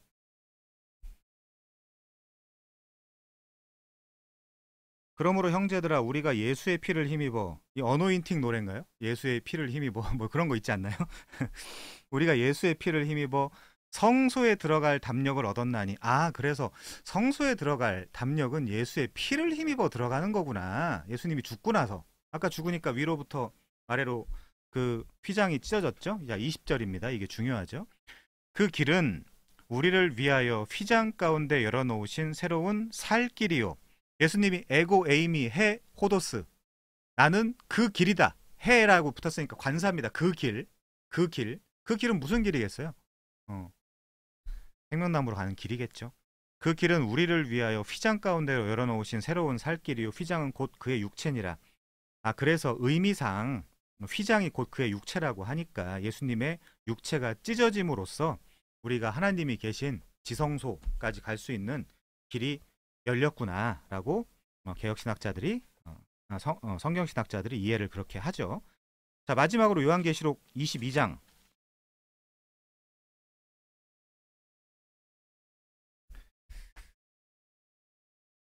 1절부터 5절을 보고 책과 연결해서 읽은 다음에 마치겠습니다.